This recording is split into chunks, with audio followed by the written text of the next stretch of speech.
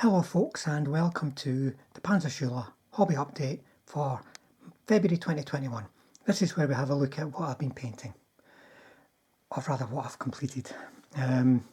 So we've got some of the usual suspects in the form of 50mm Flames of War. We've also got some 3D printing that you might be interested in, and we've got some bolt action which I am dipping my toe into. I hope to be able at the end of the lockdown to even get some battle reports on the go for these guys, but it's not something I can do with my collection, which is just about that plus the equivalent of Germans. So that's a project for the future, possibly even next year, just because of the way things are with the lockdown. But you may have seen the video that I did with Mrs. Panzerschule on how to paint these guys. It focused mainly on the mortar crew, but we're using the Panzerschule approach for shading and highlighting. Quite happy with how it's going so far. I'll be working on these with Mrs. Panzerschule again. These are from the support pack, the Warlord Games Soviet support pack. So we've still got some command figures, radio operator, medic, those kind of things to do. So we'll get another tutorial up on how to paint those guys. But there you go folks, some bolt action for some 28mm World War II. And don't forget folks, I've also got guides up for 28mm Frostgrave and some Templars as well, and we're going to keep adding to it. Now here's some Nebelwerfers. These Nebelwerfers, the crew of them rather, were sitting in my bits box for a while. They arrived as an unexpected part of an eBay purchase, and I thought it would be great if I could find some guns to go with them. So I lurk on eBay all the time, just in case something pops up. For instance, yesterday I managed to see a buy it now, very affordable price for a brand new as an unopened 15cm artillery box set for the Germans.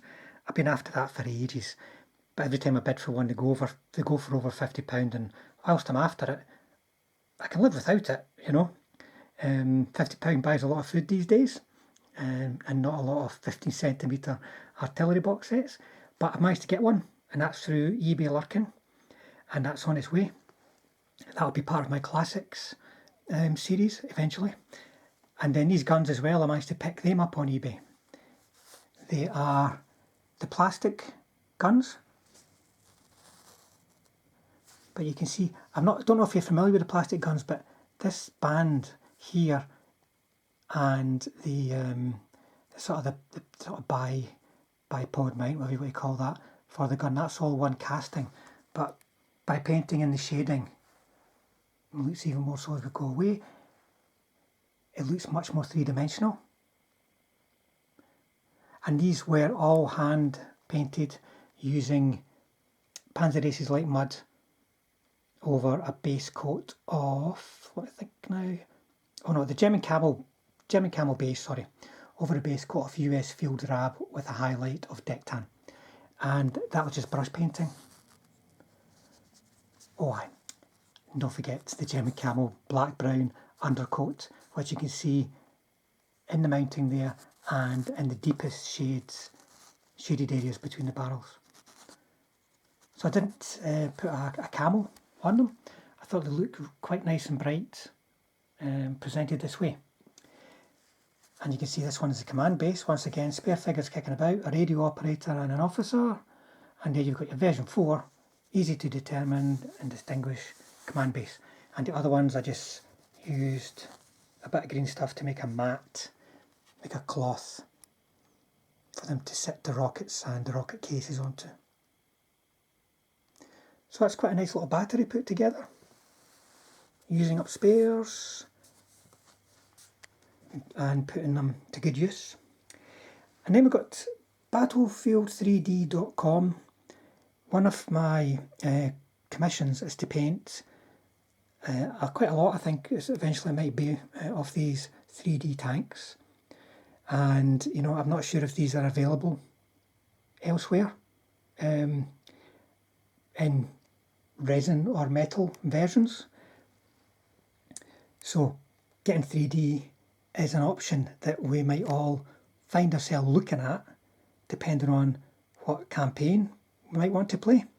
So here we've got some 7TPs, they're polished 7TPs, some RSOs and some, let me think now, S307F, I think that's what they're called, French half-tracks for the, I think it's the 21st Panzer Division, with a Pak 40 on them. Really quite cool looking things. Though I should point out that the stowage and the crew I've added myself for a bit more character. They come, let me think now, just turn one of these around so you can see. Imagine no crew, no stowage, that's what they look like, but that's still quite good. I don't know if any of you are familiar with 3D prints, but layering is an issue. These guys have got some of the most minimal layering that I've seen on 3D printing. I'm sure the technology is getting better all the time and the materials are getting better all the time. Battlefield 3D say they use a particular kind of plastic that, or resin, but a particular kind of material that allows for much finer layers. And in many cases in these there's no visible layering, which is quite remarkable. I've done an in-depth review of these guys where I've actually painted them on camera, so you can see how my normal painting approach works on 3D printed models, and I'll have that up at some point in the near future. So if you're interested in 3D printing, have a watch, guys, because you get to see these figures in the raw material right up to the finished end result. And can you see a lot of layering on this guy? Got lots of curves. This guy's got lots of angles.